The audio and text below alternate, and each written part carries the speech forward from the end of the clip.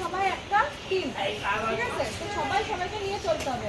আর দ্বিতীয় কথা হচ্ছে এই ধামে এসে কোনো রকমের কোনো জায়গায় দোষ দর্শন করবেন না। টোটোওয়ালা, রিক্সাওয়ালা, রাস্তায় নোংরা, মানুষ ঝগড়া করছে, আপনাকে কিছু বলছে, চুপচাপ। এখানে বোবা, কানা, বয়রা এরকম হয়ে থাকে, ঠিক আছে? কানে কিছু শুনেন না, চোখে কিছু দেখেন না, ঠিক আছে? মুখে কিছু জানেন না, বলতে পারে না। আর ধামে আসার একটা বিশেষ কারণ হচ্ছে কি জানেন? নিজেদেরকে পরিবর্তন করা। এখান থেকে যাওয়ার সময় নিজেদের মধ্যে 0.1% হলো পরিবর্তন নিয়ে যাবে। নাহলে কি হবে, এখানে আসা মানে বেকার ঘোরাফেরা যখন করি না, ঘোরাফেরা করলে কি পয়সা নষ্ট হয়, আর তো কিছু না, ওইটাই হবে। এই ধামের আসল যে সৎ ব্যবহার যদি করতে চান, তাহলে ধাম থেকে কিছু কিছু জিনিস মানে শিক্ষণীয় জিনিসগুলো নিজের সাথে ঘরে নিয়ে যাবে।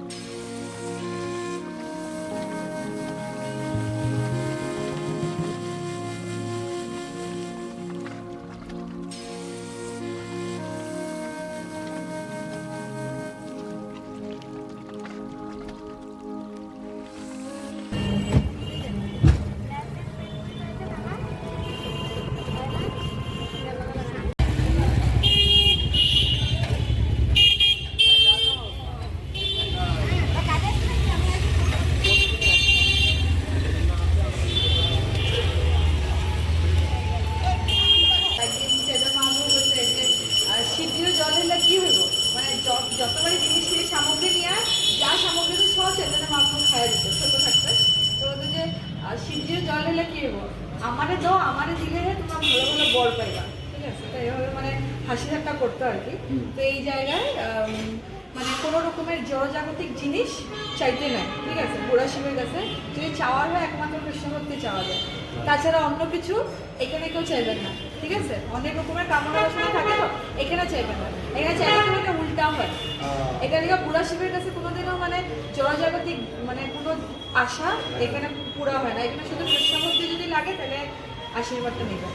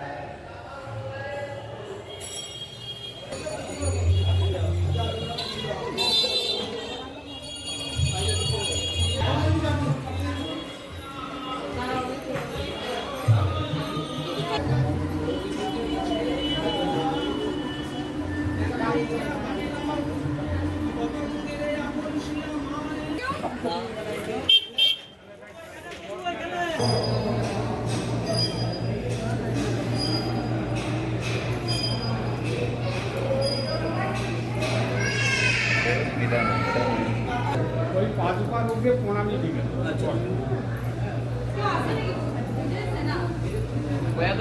এটা কিন্তু খুব স্পেশাল একটা জায়গা। এখানে দেখো একটা চরণ পাদুকা। এগুলো চরণ পাদুকা বসাইছে না? বিষ্ণুপ্ৰিয়া দেৱীক হেৰি দিছে, চৈতন্য মহাপ্ৰভুৱে দিছিলে। তেতিয়া সন্ন্যাসত গুচি গ'ল ন? তেতিয়া এইটো চৰণ পাদুকাটো তেওঁ দিছে পূজা কৰিবৰ কাৰণে। চৈতন্য মহাপ্ৰভু ভিতৰত ধৰ্মেশ্বৰ মহাপ্ৰভু কয়, ঠিক আছে? তো এখানে যে চরণ পাদুকা দেখছো, এটা চৈতন্য মহাপ্রভুর চরণ পাদুকা উনি বিষ্ণুপ্রিয়া দেবীর দিছে, তার স্ত্রী, ঠিক আছে? যখন উনি সন্ন্যাসে যায় গিয়া তখন বিষ্ণুপ্রিয়া দেবী কানে গিয়া থাকো বলছে যে আমার এই চরণ পাদুকা পরে দিয়া গেল, তুমি এর সেবা করবা। তো প্রত্যেক দিন বিষ্ণুপ্রিয়া দেবী হরে কৃষ্ণ মহামন্ত্র জপ করতো, ঠিক আছে? এক মালা জপ করলে একটা চাল সাইড করতো, আরেক মালা জপ করলে আরেকটা চাল সাইড করতো। মানে যত মালা জপ করে অতটা চালের অন্ন পাক করে মানে রান্না করে ওইটা উনি গ্রহণ করতেন। ভক্তিটা কত কোন স্তরে করছে। আর আমরা একটু ভক্তি করার পর কি করি, হ্যাঁ এ ভগবান তো আমার কথা শুনেই না, তার মানে আমরা ওই লেভেলে করতে পারি ভক্তি না। ভক্তি করার এই যে বিষ্ণুপ্রিয়া দেবীর থেকে শেখা উচিত। তো এখন যে চরণটা দেখছে এখন মনে হতে পারে এটা তো রূপার চরণ, এরকম চরণ ধরে না দিছে না। এটা দিনকালে কিন্তু 5,525 বছর আগের ঘটনা, ঠিক আছে? তো এটা কি করছে করতে মানে যে রূপার বানাই দিছে, ভিতরে চরণ পাদুকাটা আছে, ঠিক আছে? তো এটা খুব বিশেষ একটা জায়গা, বুঝলো না দর্শক? এখন আমরা একটা জায়গায় যাবো, ওটা হচ্ছে চৈতন্য মহাপ্রভুর জন্মস্থান।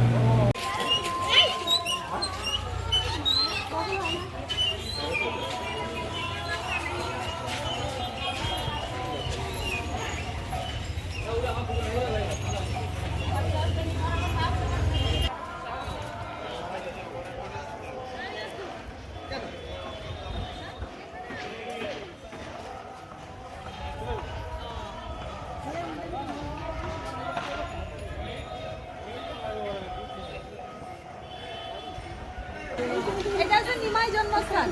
চৈতন্য মহাপ্রভুর জন্ম এই গাছের নিচে হচ্ছে, ঠিক আছে? তো এই গাছটা যদি আপনারা এই অবিকল গাছ আপনারা মায়াপুরে দেখবেন।